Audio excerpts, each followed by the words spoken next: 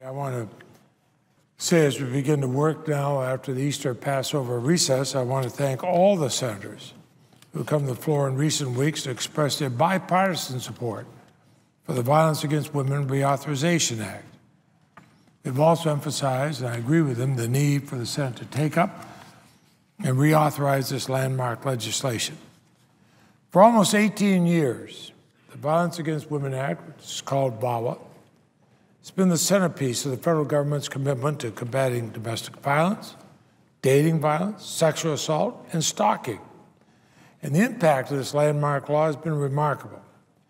It has provided life-saving assistance to hundreds of thousands of men, women, children, and the annual incidence of domestic violence has dropped by 50% since the act was passed. Support for the Violence Against Women Act has always been bipartisan. And I appreciate the bipartisan support this reauthorization bill has already received.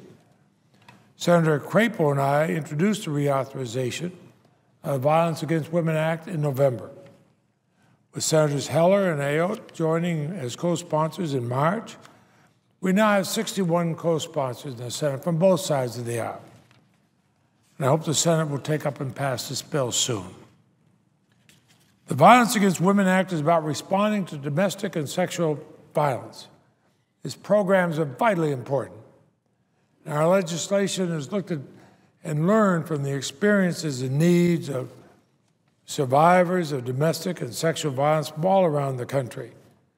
We've also had the recommendations of those tireless professionals who work every single day, I might say virtually every single night, to serve them. It builds on the progress that's been made in reducing domestic and sexual violence.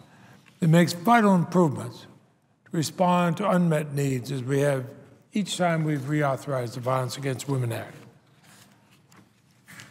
The provision that a minority on the Judiciary Committee have labeled controversial are in fact modest changes.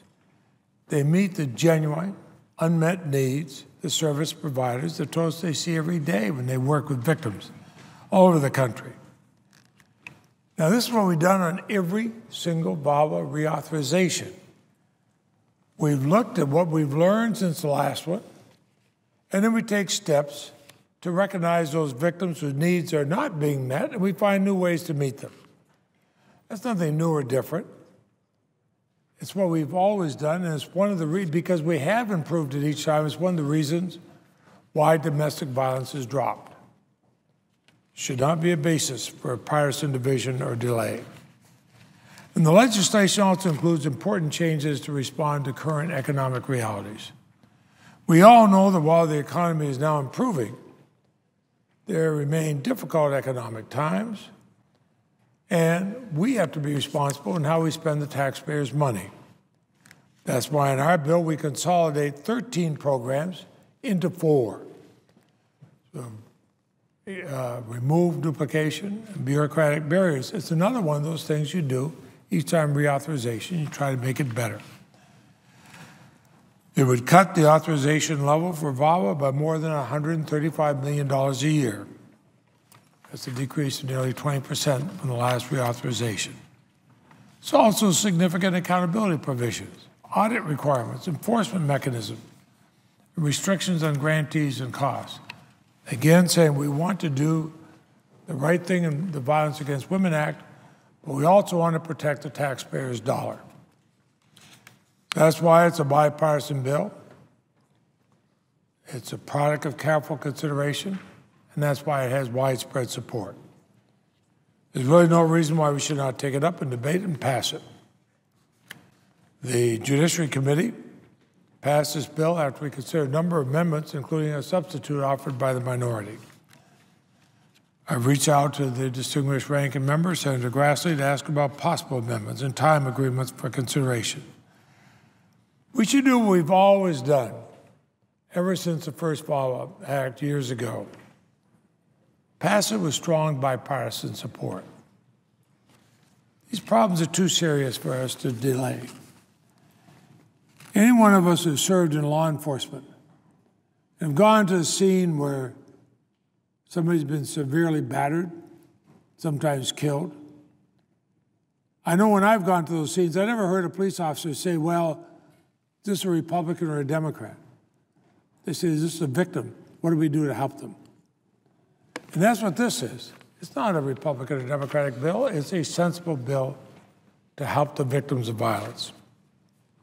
It's crucial, common sense legislation. It's been endorsed by more than 700 state and national organizations, numerous religious and faith-based organizations, as well, of course, as our law enforcement partners. They've endorsed this bill. The last two times Violence Against Women Act was reauthorized, it was unanimously approved by the Senate. Now, it seems that sometimes partisan gridlock becomes the default in the Senate in recent years. We're better than that here in the U.S. Senate. We should rise above gridlock. There's no reason why we should delay considering this bill. It has the support of 61 co-sponsors across the aisle. Let's pass it.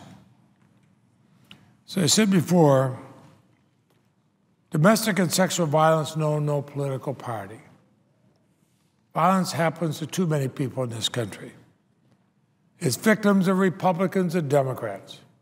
They're rich and poor, they're young and old, they're male and female, they're straight and gay. Nobody falls into a category where they are immune from this kind of violence. So let's work together. Let's pass strong VAWA reauthorization legislation. Let's do it without delay. It is a law that has saved countless lives. And for my fellow senators, I'd say it's an example of what we in the United States Senate can accomplish if we work together.